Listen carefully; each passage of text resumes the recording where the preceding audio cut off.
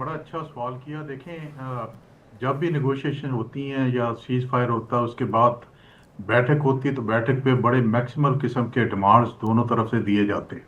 जी। लेकिन उसका ये मतलब नहीं होता है कि इन्हीं डिमांड्स पे हमने फिक्स रहना है, इसके ऊपर बैठ के ही हमने बातचीत करनी है और इन्हीं को बार्गेनिंग चिप्स के तौर पे हम्म। हमने इस्तेमाल करना है। हर पार्टी जो है मैक्सिमल के ऊपर उन्होंने फॉल बैक पोजीशन भी बनाई होती हैं, डिफरेंट ऑप्शंस बनाए होते हैं।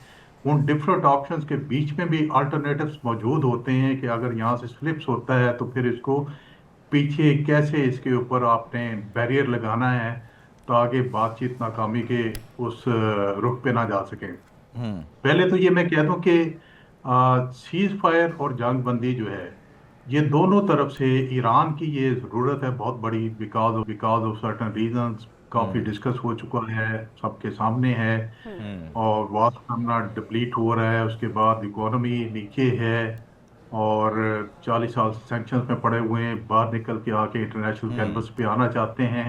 अवाम को थोड़ी सी बेहतर गवर्नेंस, अच्छी सोबत देना चाहते हैं। अमेरिकन की जो ईरान की ये जरूरत है, लेकिन अमेरिका की ये मजबूरी बन गई। बिल्कुल ऐसे ही उसकी है। रीजन ये है कि आप देख रहे हैं कि पहली दफा अमेरिका को लेजिटिमेसी नहीं मिली इस जंग के लिए। और बिल्कुल सही। अमेरिका कंटिन्यूसली एक डिकेड में चौथी शिकस्त की तरफ नहीं जाना चाहता। हम्म। और यूरोपियन यूनियन सबसे पहली दफा एक यूरोपियन यूनियन नेटो को छोड़ गए हुए हैं। और पहली दफा अमेरिकन हिस्ट्री में हुआ, ये रिकॉर्ड सारे मैं बता रहा हूँ आपको, जी जी। हम्म। कि किसी प्रेसिडेंट की अप्रूवल रेटिंग 20 से नीचे चली गई। आज की खबर थी 20 से नीचे चली गई। एग्जैक्टली। इतना पॉलिटिकल कैपिटल लूज करना कोई अफोर्ड नहीं कर सकता। दोनों के बिल्कुल। पास बैकआउट के चांसेस बहुत कम हैं। जी ऐसे ही। तो जहां तक आप बात कर रहे हैं मिसाइल कैपेबिलिटी की और न्यूक्लियर प्रोग्राम की, देखिए न्यूक्लियर प्रोग्राम के ऊपर तो बहुत ज्यादा प्रोग्रेस हो चुकी थी जब बातचीत हो रही थी ओमान में। और उनके फॉरेन मिनिस्टर के बकौल के ये मुआहदे के बिल्कुल करीब थे, लेकिन जी चूंकि ऐसे ही। ऑब्जेक्टिव कुछ और थे। और इसराइल ने जो इम्पोज किए थे ट्रंप के ऊपर, और बैकयार्ड में सारे लोग कह रहे हैं कि जैसे अभी देखें, इसराइल में अभी समन कर लिया उन्होंने प्राइम मिनिस्टर को कि करप्शन दोबारा खुल जाएंगे। वो उसको बचाना चाहते हैं। इधर भी कोई मोरालिटी इशू है अमेरिका में भी, वो उसको जरा हाइड करना चाहते थे। बैकयार्ड में ये थे। तो ये जंग शुरू की गई, न्यूक्लियर जी। सॉल्व होने वाला था।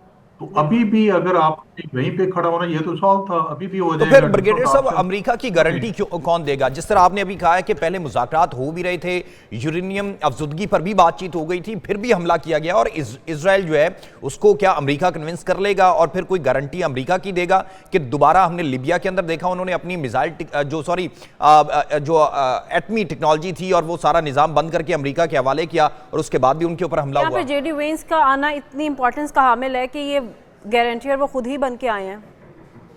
ये देखें, मैं एक तो बिल्कुल आपने ठीक इसको कहा। एक तो कंपोजिशन ऑफ जो डेलीगेशन है वो डिक्लेयर किया करती है सीरियसनेस दोनों साइड्स की। बिल्कुल। जेडी वैंस कभी भी अमेरिकन वाइस प्रेसिडेंट किसी भी नेगोशिएशन टीम का हिस्सा नहीं रहे। तभी मैं कहता हूँ ना कि ये जंग बंदी ना सिर्फ जंग बंदी बल्कि जंग का खत्म होना अमेरिकन की मजबूरी है। ये इस मजबूरी को अभी कैश करना चाहते हैं। ये बिल्कुल जो ऐसे ही है। एग्जिट विंडो अभी पाकिस्तान ने दी है उसके हिसाब से, हम्म। तो गारंटी जो इटसेल्फ है वो ट्रंप की मजबूरी है। ट्रंप इसके बाद उसने देख लिया जो दुनिया में उसकी डोमिनेंस थी, हेजमनी थी, उसको ना सिर्फ चेकमेट किया ईरान ने, बल्कि उसको पूरी तरह स्ट्राइक किया।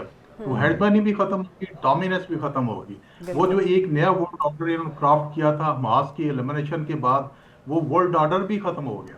अभी वो एक छोटा मुल्क भी आपको चैलेंज कर सकता है, और वो एक अनकन्वेंशनल चीज को न्यूक्लियर वेपन के तौर पे इस्तेमाल करके आपको घुटनों के बाद मजबूर कर सकते। सबसे बड़ी ये मजबूरी, अमेरिकन सदर दोबारा भी इस किस्म की मिस कैलकुलेशन में अपने दौर में नहीं जाना चाहेंगे जहां उनका बिल्कुल। पॉलिटिकल कैपिटल 70% लूज हो चुका हो।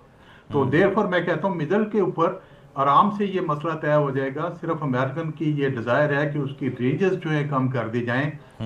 लेकिन चूंकि अभी भी ईरान ने उसकी रेंज जो इसराइल तक रखी हुई है, अमेरिकन अड्डे जो है जी नजदीक जी। में रखी हुई है, वो आईसीबीएम नहीं बना रहा जिनकी कैपेबिलिटी या रेंज अमेरिका तक हो, तो ये मसला मेरा ख्याल रिजॉल्व हो जाएगा।